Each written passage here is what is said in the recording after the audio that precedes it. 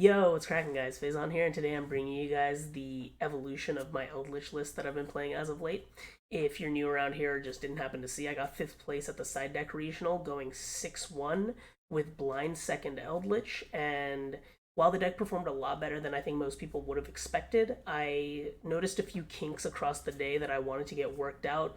Some games were a little grindier than they had to be, I obviously had my one loss, and if you could have a perfect record, why wouldn't you try to have a perfect record through the tournament? So I kind of wanted to address some of the issues that I noticed throughout the day.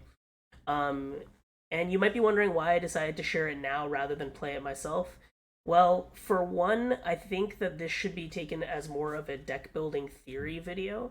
I don't plan to actually build this deck through myself. With all the Albaz stuff coming out, I want to spend a lot more time learning the ins and outs of Branded.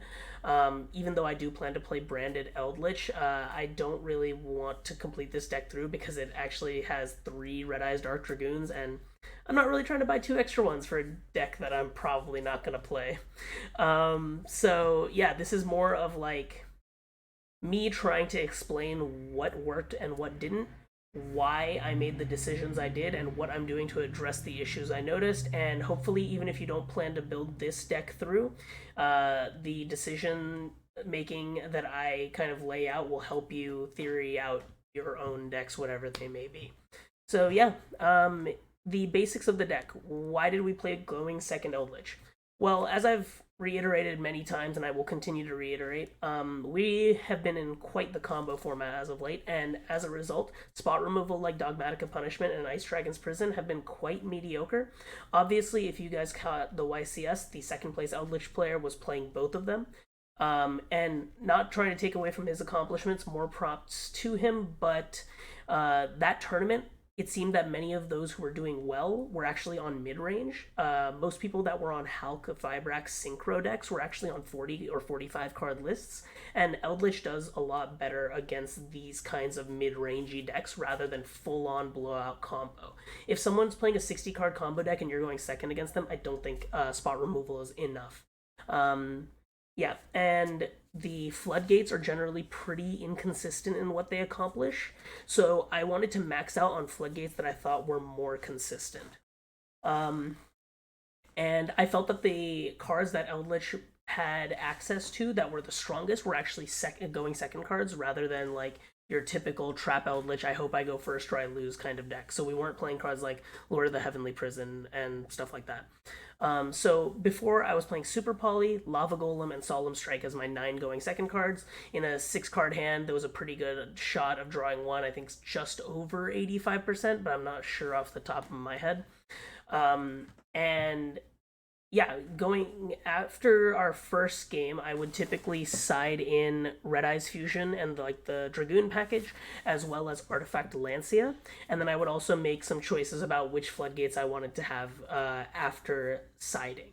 Why did we play Artifact Lancia? Well, for one, this deck struggles against evenly matched unless you draw exactly Solemn Judgment, and I felt that Lord of the Heavenly Prison just had pretty mediocre coverage because it, of course, does deal with Harpy's Feather Duster and it does deal with Twin Twisters and like DPE, but it gets blown out by evenly matched super hard. And you can sometimes grind through a duster that you can't judgment, and you can definitely grind through like one singular DPE pop and twin twisters. You cannot grind through when they use evenly matched because everything banishes face down, nothing is cycling, and you just lose. So I was very, very scared of evenly matched, and that's why I played Lancia. And it actually did come up twice where someone used evenly matched and I chained Lancia, and they can't even red reboot if they had it. So it was just incredible.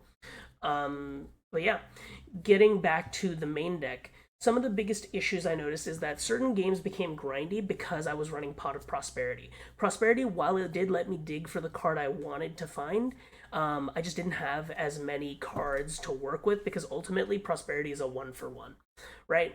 And in this deck, even after you side in the Dragoon package, Red Eyes is not your main win con. It's just a nice thing to throw on top that kind of helps protect your traps, and your traps are always going to be the win con. And as a result, I decided to switch from Prosperity to Extravagance. Um, The thing is, your super poly is always going to be used before the main phase of your first turn anyway, because if you draw it later in the game, you're sending it off of Eldlich. You've already had to break the opponent's board, so drawing it later in the game doesn't really, like, you're not going to resolve it anyways. So it doesn't matter if you hit your super poly targets out of the extra deck with your extravagance. But one interaction that does come up a ton that I hated in testing is running extravagance alongside lava golem puts you in this weird position because you want to lava golem first. That's how you break the board. But you have to extravagance at the start of your main phase one, which means you can't lava golem first. And if someone knows you're on Eldlich and you use Pot of Extravagance for 6, most people tend to negate it.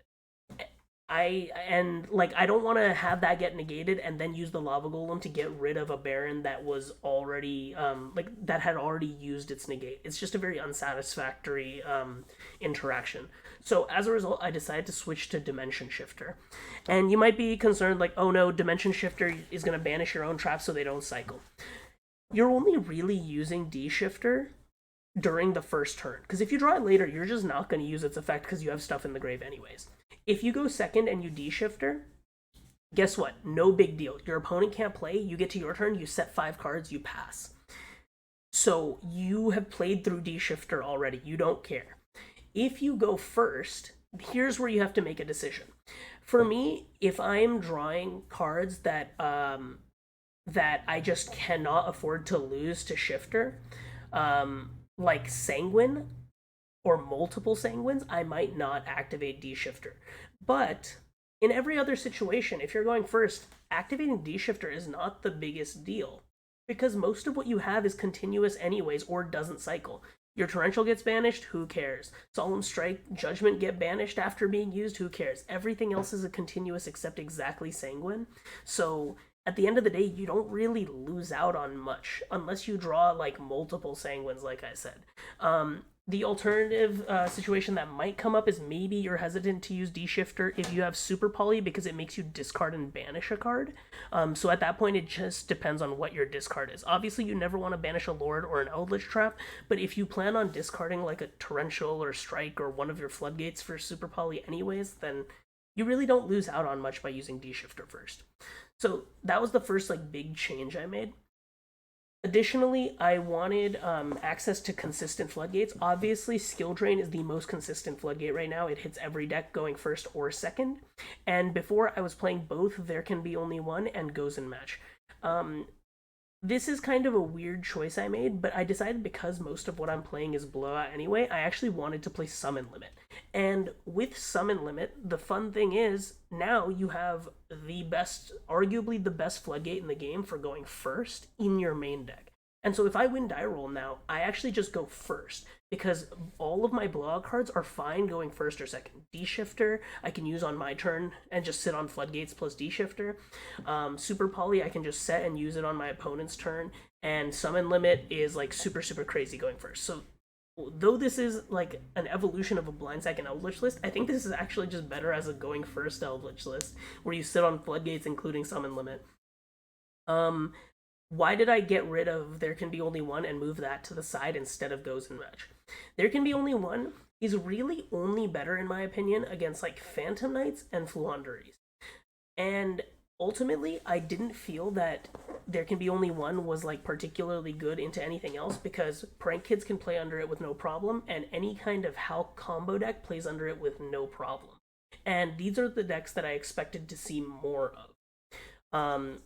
Goes in Match has better coverage into these matchups specifically, and Goes in Match still kind of hits Fluanderies. If they want to play through it, they have to start like either 2 birds in hand or Robina plus Advent. And if they start 2 birds in hand, neither of them can be the water birds, which are, I believe, Robina and Toucan. So they have to have like a really, really good hand to play through it. And on top of that, if I'm maining Summon Limit, like Fluanderies cannot effectively play through Summon Limit. And on top of that, my side deck is very, very afraid of Fluanderies, so I definitely maxed out on cards that deal with them. So we'll go ahead and get into that, because I think those are basically the major changes I've made to the main deck. In the side deck, we're still playing Zombie World with Necroworld Banshee. This is super, super crazy into Flunders because Zombie World says you can't tribute. Guess what? If I hard activate this, you literally cannot play. And it's really cool because Necroworld Banshee is a great normal summon against Fluanderies. Because obviously, when you normal summon, the Fluanderies map will trigger and let them summon as well. But you can immediately chain Banshee and banish it as cost.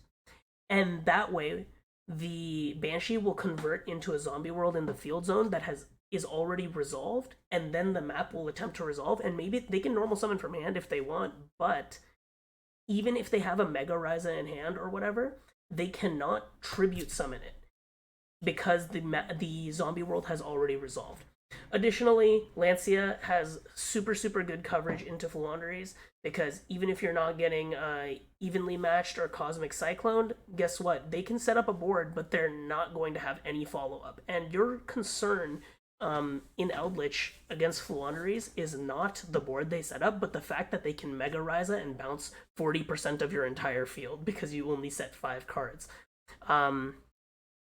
Other than that, we still play the Dragoon package and the one of Called by the Grave. I liked the Called by because I had one flex spot available and I felt that I wanted to just have a generically good one of card. And Called by felt the most generically good one, especially since I knew that when I played round 1, I would go first, and then I would go second game 1, and they would likely make me go first game 2. And so I would only side in Called by if I had a feeling that they were going to make me go first. And finally, we have the Tikaboo, which I moved from the main to the side, and we obviously switched the summon limits that were in the side back into the main. Other than that, pretty minimal changes in the extra deck. Now we are playing Pot of Extravagance, obviously, so we had to change up the ratios very slightly.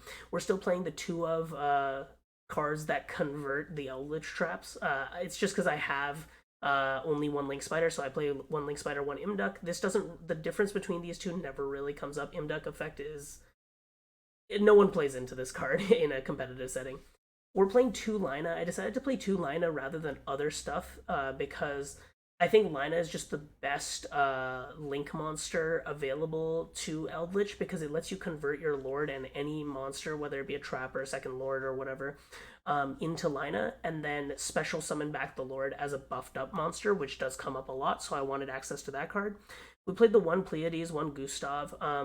These are cards that come up situationally, and ultimately, if they get banished off of Extravagance, I'm not really tripping.